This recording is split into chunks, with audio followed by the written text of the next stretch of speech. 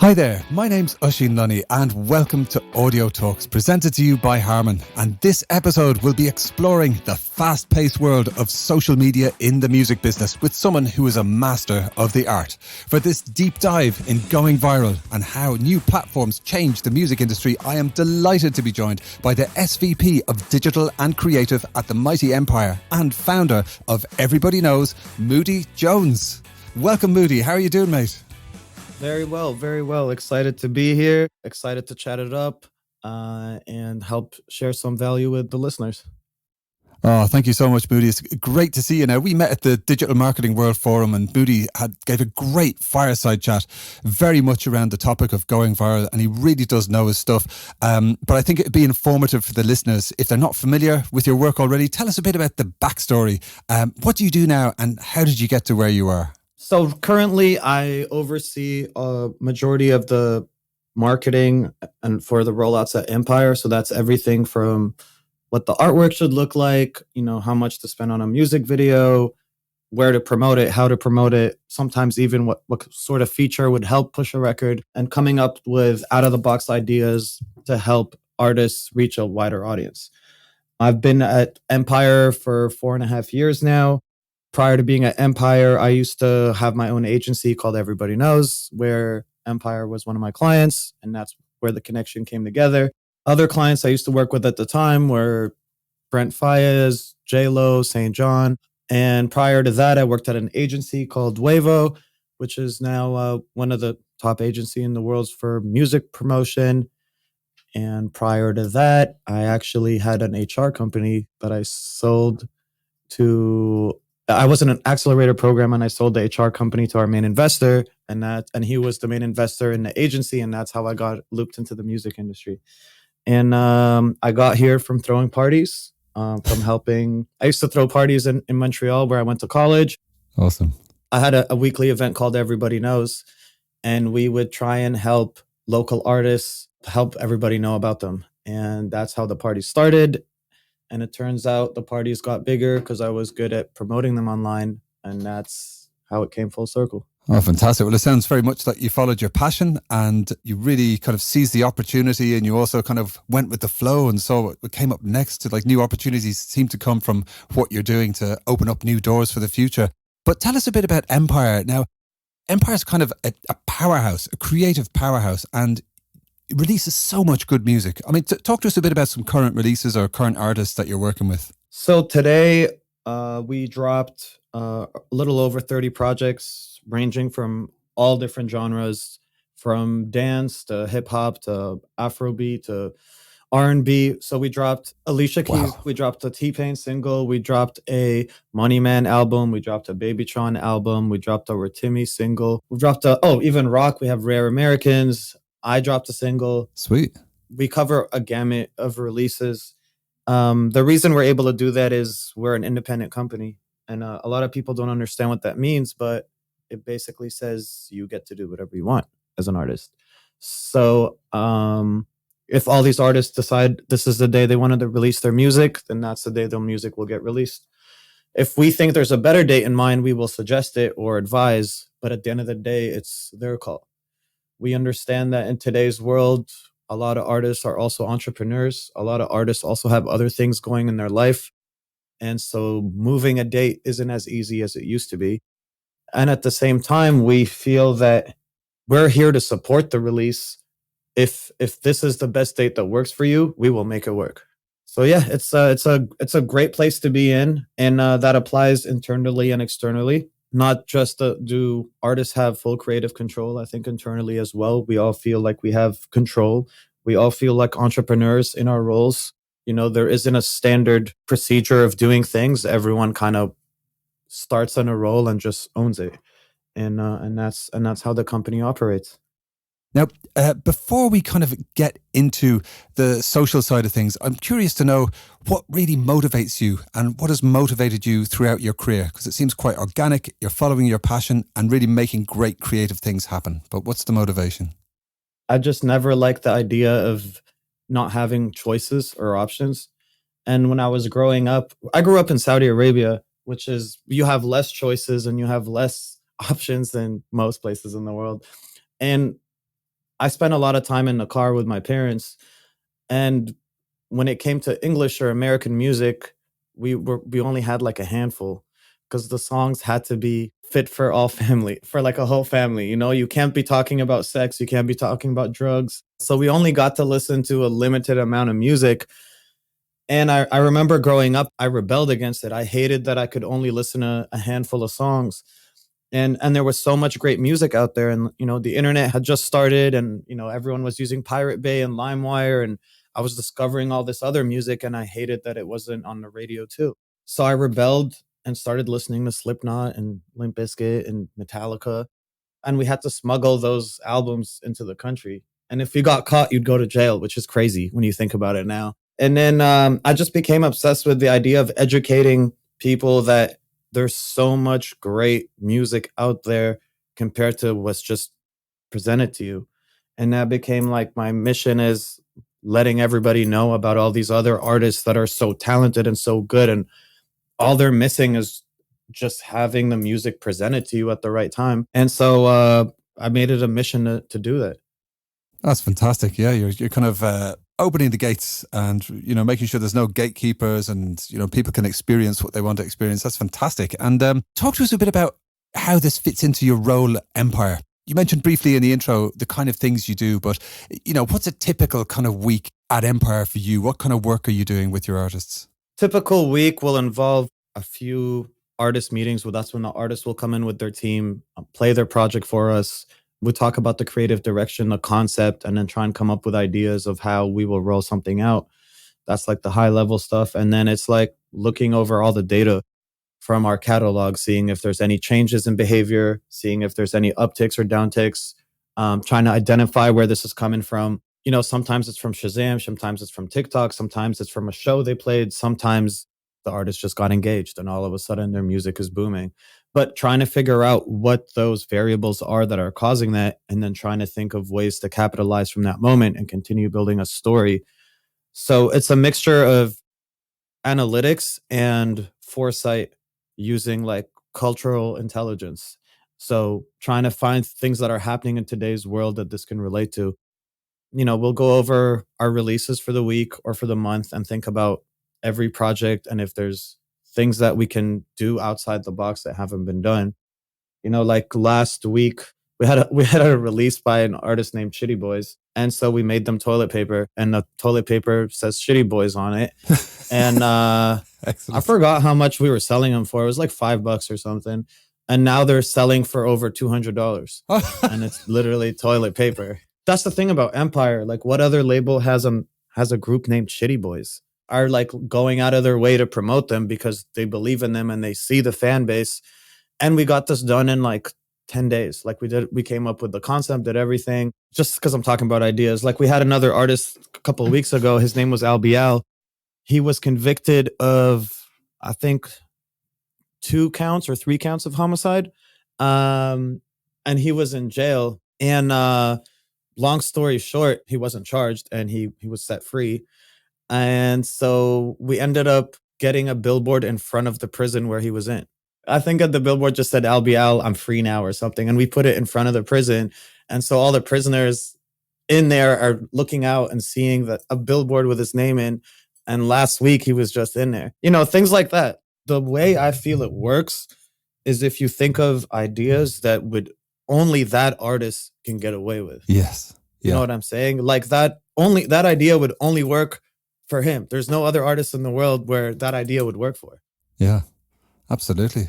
I mean, it seems like you kind of mix, you know, the new modern world of data and metrics and, you know, granular visibility of what's happening in the digital world, but also with a lot of soul and a lot of creativity. And you're bringing, you know, fun and playfulness and some pretty kind of badass stuff into the mix there as well. I mean, how do you see your role in terms of that overlap of technology and creative director? How does that work for you with your artists?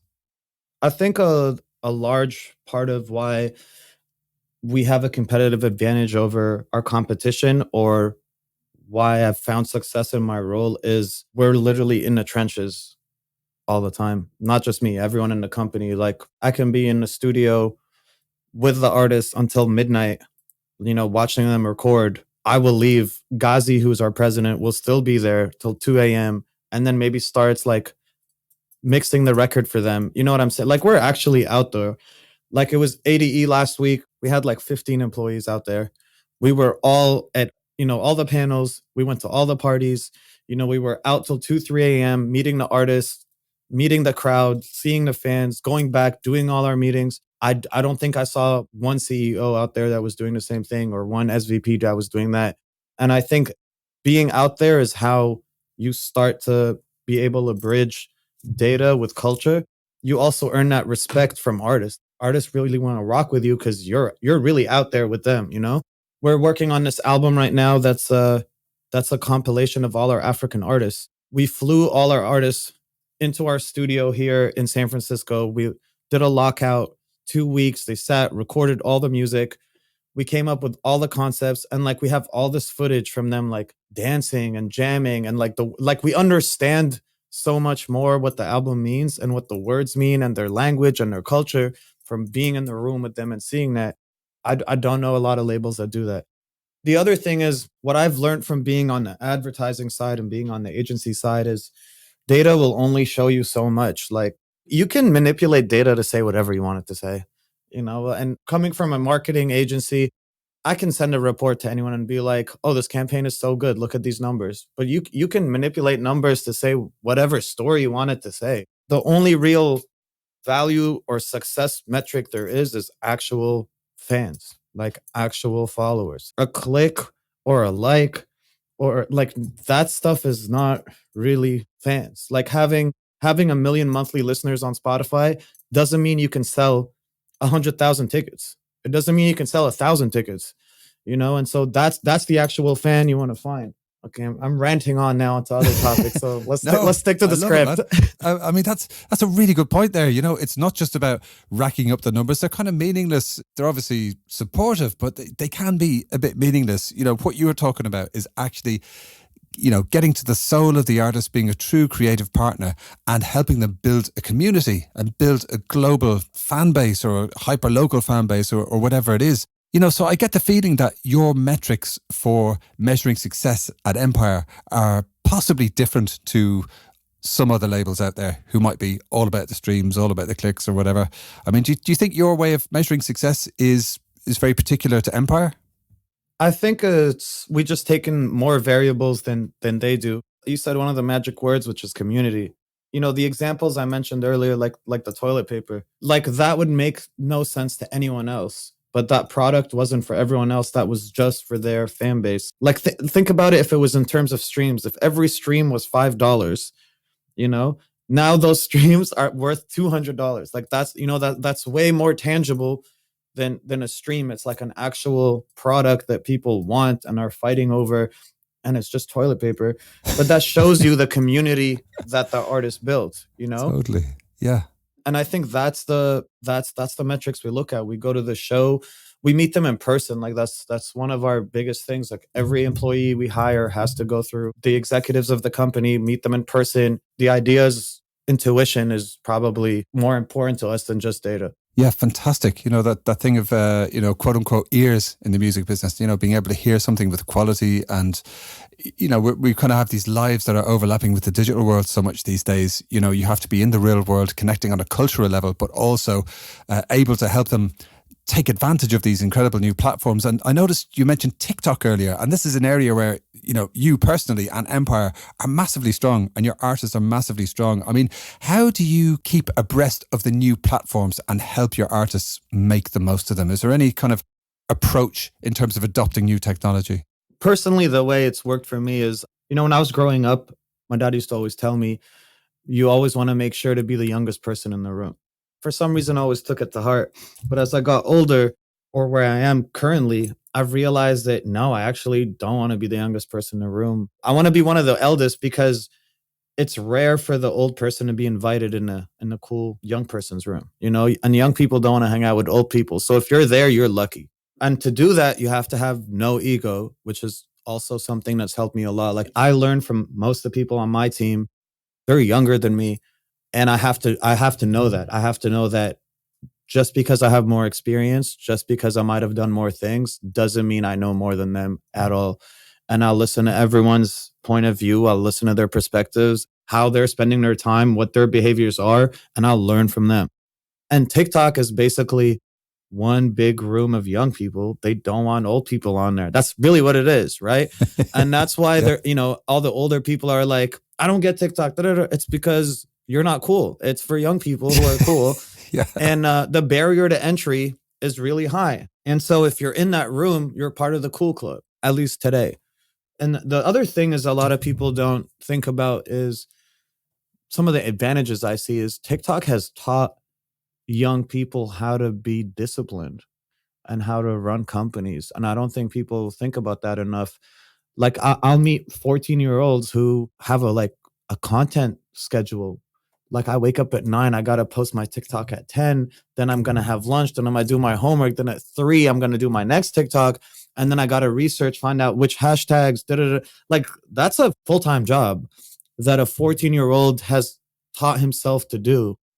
And when we were growing up, we didn't have any of that. And so I think we're looking down the line like this next generation is going to be so much more entrepreneur savvy and have a way more experience than we're pretending like they would. We keep saying like life was so hard for us compared to you. Every generation always says theirs was harder. But if you think about it, they're producing way more than we ever did. They're engaging way more than they ever did.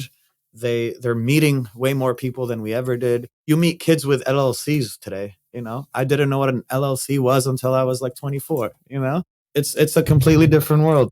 And on TikTok, the beauty of it with the music industry is it allows the fans to decide what really matters and what doesn't. Like we used to always market a whole project. We used to market a whole song. We used to market a whole album, but TikTok has allowed you to break it down to verses, to break it down to layers, to break it down to, like some people just like 12 seconds of a song. That song's been around for 20 years, but no one realized those 12 seconds were those powerful until today. And it was a fan who was alone in their house who just listened to it and connected with something happening today that none of us did because no one has that perspective but them. And then once they post it, then everyone's like, oh shit, how come I didn't think about that? And then it blows up. And the other thing is it allows you, like in the past, if you had a hip hop album, you just promoted it to, a hip hop audience and that was it. But today you can break it down into one song. You can break that song into 5 different verses and each verse goes to a different community, goes to a different audience, goes to a different demographic. And everyone will find something they can connect with in that record. Right. And this sounds a lot like some advice in terms of how artists should be looking at their music as something to launch on social media, to use on TikTok. You talked about chopping it up into different verses there. Do artists come to you for advice or is it more collaborative? I mean, first of all, the way it works is every relationship is different. There's artists that we collaborate with on everything. We text each other, we have group chats. We're like, you should do this, you should do that. There's artists that are on the other side of this conversation, be like, hey, here's my record, just promote it, just make it blow. And then there's artists who say, I don't need anything from you. And then there's the opposite artists where I go to and I say, hey, can I learn a thing or two from you? Because the way you did that was incredible. They appreciate that. Like the label is recognizing how hard I'm working. Point is, the advice I would give is remove your blinders. I think you stay, sometimes you're in your bubble so much and you take advice from your friends or your colleagues. The reason TikTok is what it is because it's no longer a closed room, for lack of a better word. When people post on TikTok, they're not thinking about their followers. They're just thinking if it's good content or not. On Instagram, you post and let's say you have 1,000 followers, 300 of your followers will see it. And then if it's good, then it moves up. Da, da, da. TikTok is different. You can have 10 followers, but then 1 million people will see your video, and that's because the content isn't for your followers. The content is based on an algorithm that's related to your taste, your past clicks, what you've searched for recently. So even though you and I have never seen each other's profile, because you searched something recently and my video has something to do with that, it'll pop for you. And if it's something that's trending right now, we're resonating with people now, more and more people will see it. I guess it's teaching everyone to be a little bit more open-minded, Like it doesn't matter whose content it is. If the content's good, I'll engage with it. Versus during the height of Instagram, it was like taboo if you like liked someone's photo you didn't know, or if you commented on someone, you know what I mean? TikTok changed that. It's like, no, yeah, you should do that. There's nothing wrong with doing that.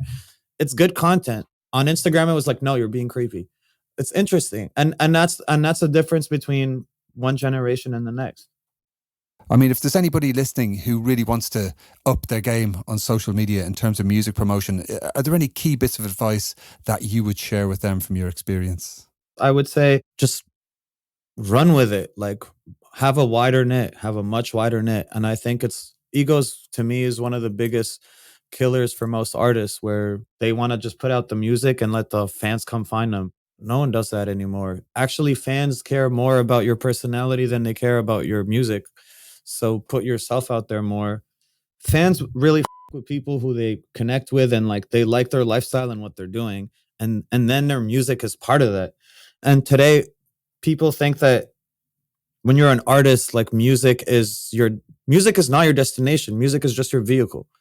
You use your music to do other things. Like now creators are directors and writers and producers and dancers and singers. You know what I mean? And at the same time, they're doing podcast sessions or something. I don't know, but music is just a vehicle. So putting all your eggs and saying this is the height of my career, I think is limiting what you can do, because there's people that are half your age today that are doing everything you're doing and more. That is some sage advice, my friend. Absolutely true. Yes, some real talk. And, you've kind of spoken there about the philosophy of embracing social media, being open-minded, leaving your ego at the door, looking at your destination as being not just releasing a track, but your track is something that could maybe take you to a wider platform.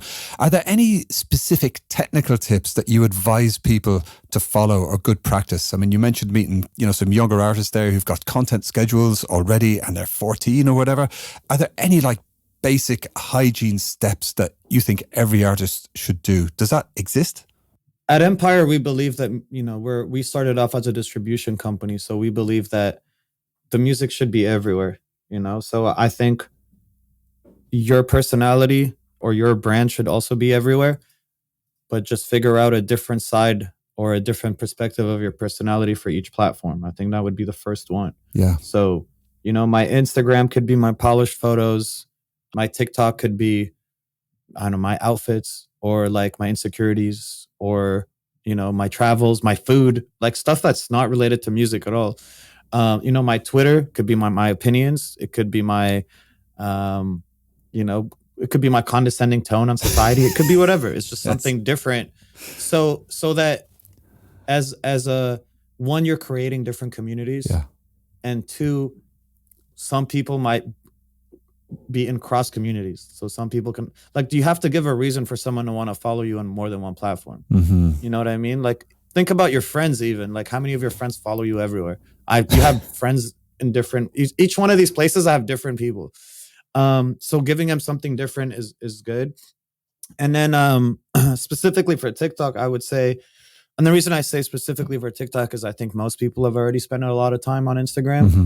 but put it in your calendar, do 30 minutes a day where you just watch stuff on TikTok. Wow. You're going to learn something. I promise you. That's people used to go to YouTube to learn stuff, from cooking to how-to videos to whatever. And I still think YouTube is good for that. It's hard to teach someone how to fix their car on TikTok. Yeah. But on YouTube, you can't. But you can tell them something they can buy for their car for $5 that's going to fix their car really quickly from TikTok. So I would say put it in your calendar. Try and do one video a day to start. And until you figure out the type of video or content that you think you're really good at, and then I would delete your account and start a new one and just focus on that. Brilliant. The reason I say that is TikTok, after your first, I forgot, 3 or 5 posts, they categorize your account based on the content you post. So if your first 3 or 5 videos are food related, it categorizes your profile as a food page. Yeah. So once you figure out the content you're good at, delete the account, start a new one, and now be focused on that. So you get categorized properly, and then the algorithm does its magic. This is very much advice from inside Empire, and it's, really appreciate you kind of sharing some of these great tips with our listeners. Now, speaking of which, Zooming out a bit, aside from artists, do you have any advice for music business professionals about content and personal branding and using social media? Is it a different approach? Should they embrace the same platforms, or is it a kind of a different ballgame? I think whenever someone is delivering content, let's say like what we're doing here, that's my artist side. That's the art of me delivering content. Yeah. And the same way in music, as an artist, if you say something or if you do something, you can separate it from who you actually are. Yeah. It's different if you're a music executive or in a music business, because that stuff directly connects to who you are. Yeah. It's not a separate entity. It's not a separate. So it's a lot harder than people might think it is. So until it's a world where we can take this as content delivered from an artist, separate from the business executive. I don't know. Yeah. Yeah. It takes a toll on your mental health, man. Word. Speaking of which, I mean, do you have any kind of routines? I know you work long hours and I follow you on social media and you're very busy, you're doing lots of stuff. How do you kind of manage the pace and manage to kind of keep a good sense of equilibrium and focus and all that good stuff? Well, one thing that would relate to socials is I have 2 Instagrams. One of them is out like for people, let's say, or for business, and the other is for me. Cool. And the for me one is I only follow pages that are about creating wealth or motivational quotes or investment opportunities or people I look up to. There's no entertainment on there. It's stuff that just literally, if I spend 5 minutes on it in the morning, I'm like jacked up. I'm like, let's go build, you know? Fantastic. You know how they say that you're the average of like, you know, the 5 closest people to you. Yeah. I think we're the average of the content around us. Yeah. And the 5 people around you, that's part of the content. But we overestimate the power of humans. We're actually super sensitive, and everything we look at and smell and try actually has a major impact on us. But we have ego and we think that stuff doesn't make a difference. But that's the reason, you know, a tiny pill will destroy you for a day, you know, and you can eat the wrong thing and it will destroy you for 2 days. And the same goes for content. Like sometimes you can see a picture of something and for 4 or 5 hours, your mind is in a different place. And you think you're over it, but you're not. You're just used to it now. You're used to that pain, or you're used to that anxiety. And so being wary of that, I try and have content that I feel is going to better me. And from these things, like, you know, I start my day at 5 a.m. I think between 5 and 7 is the least distracting time of the day. No one's going to call me. No one's going to message me. There's no emails. There's nothing. Yeah. And so those 2 hours are for me. So I'm not in a rush. I don't want to start my day in a rush. Yeah. So those 2 hours, I'll take my time with everything, or I'll take my supplements. I'll drink my juices, or I'll pray. I always start my day with a prayer. Awesome. And speaking to my mom. Yeah. You know, feel grateful about the things in my life. And then I go work out, and then I'm at the office for the next 10 to 12 hours. It doesn't matter. You can bring on whatever the you want. I can handle it. Yeah. Because I started my day right. Outstanding. Living the Vida Moody. I love it. That's some great inspiration there for our listeners. And I like what you're doing with that particular Instagram account, like creating a vision board every day of folks who inspire you. And really, they're kind of, you know, a bit of a North Star to reset yourself. Yeah. That's very cool. I'm trying to increase my average quality of content. Nice. If that makes sense. Yeah. You know what I'm saying? Like, think about it. You know how you have friends, you ask them for recommendations for food or music, or based on like what they usually watch, right? You trust this person because they have the best taste in food. Totally. That's because they're consuming the best food, right? And so I'm trying to do that with everything, like all my content. Yeah. So that in general, I carry myself better. I'm more optimistic.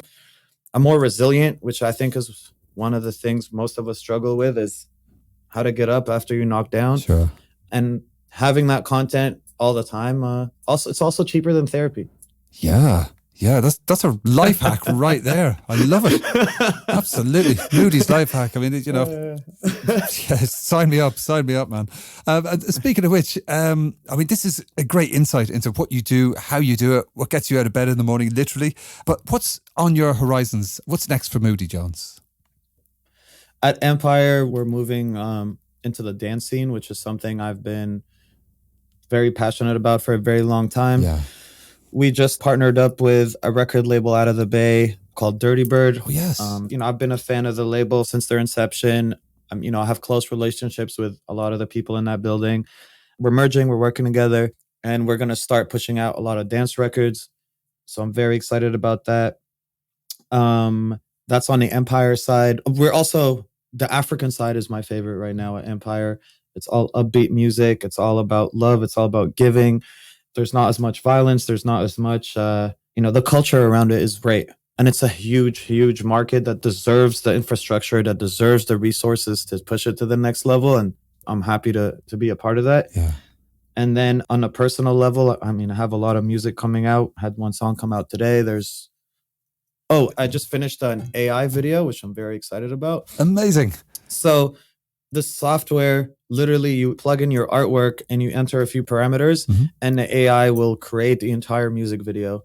That's wild. It's wild. Like this, it's going to change everything. Like everyone's going to be doing this in the next year. Yeah. And I'm speaking at a conference in Saudi Arabia, and then I'm playing in Egypt, and then I'm playing in Dubai, and Amazing. then there's a lot of things happening, and I'm sure we'll I think we should do this on an annual basis. We should just catch up. Dude, I would love that. Absolutely. We will make that happen. If there were, sorry to put you on the spot like this, but if there are 3 Empire artists that are kind of exemplars of what Empire does in terms of that mix of creativity, data, digital platforms, the whole philosophy, what 3 artists would you say, go and have a look at these 3 and this is what Empire does? To give it some variety, I would say number 1 for me, would be Ashake. Ashake just crossed 1 billion streams yesterday. Wow. That's a big number. And his album is incredible. The most recent album we put out, it has everything from like 108 BPM to 126 BPM. Yeah. Some songs sound like house music. Some songs sound like R&B. It's an incredible album, incredible artist. First project he's ever put out, keep in mind. Yeah. Which is insane. And doesn't like paid marketing. He doesn't like Facebook ads, doesn't like Instagram ads. He wants his whole promo to be outside the box. So it's, what can you guys do that isn't sponsored content? Yeah. Because the culture and his brand and everything, it doesn't make sense to do that. So check out Ashake. Cool. And then next, I would say Money Man. Yes. Just because we've broken so many records with Money Man, from being the first artist to be paid in Bitcoin to, it's incredible. We shut down the LV store yesterday in Houston. Amazing. And I forgot how much we gave away.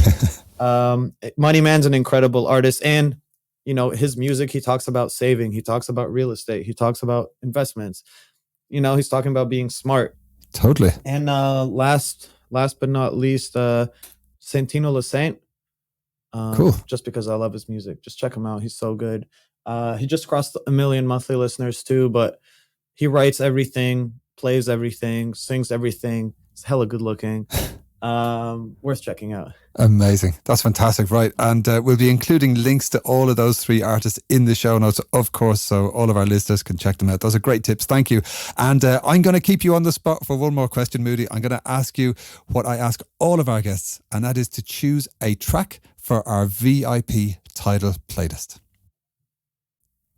Damn. Or 2 tracks if you're, I want to, okay, if we're going to do 2 tracks, Rotimi, Make You Say. Cool. The song just came out yesterday, but I've listened to it like 100 times the last 2 months. It's such a good song. It's insane. Yeah. And then a song by me that just came out yesterday called Toxic, because it's Scorpio season. Scorpio season's the toxic season, so everyone watch out. Fantastic. Well, watch this space. My goodness. Those are 2 awesome tracks, Moody. Thank you so much. We will link to them in the show notes in the title playlist, and my own contribution to this episode's playlist is from a band called ESG, and the track is called Moody, of course. Love it. Fantastic. It's a great ending. Brilliant, mate. Brilliant. Well, listen, thank you so much for joining us on Audio Talks, presented by Harman, the great Moody Jones. Thank you so much for having me. And thanks to Harman and everyone who put this together. I appreciate y'all. And I look forward to speaking again soon. Listeners, don't forget to subscribe, comment and share Audio Talks with your friends and family. If you're enjoying the Audio Talks series of podcasts, why not pop over to Apple Podcasts, Spotify or wherever you get your favourite podcasts and leave a nice review. It really does mean a lot, and it helps our new listeners get to know about amazing guests we talk to in every episode, like Moody Jones. So for more exclusive content, some behind the scenes goodies and maybe even some competitions, feel free to connect with us over on the Instagram. You can find us at Audio Talks Podcast. We'll be back soon for some more legendary Audio Talks. See you next time.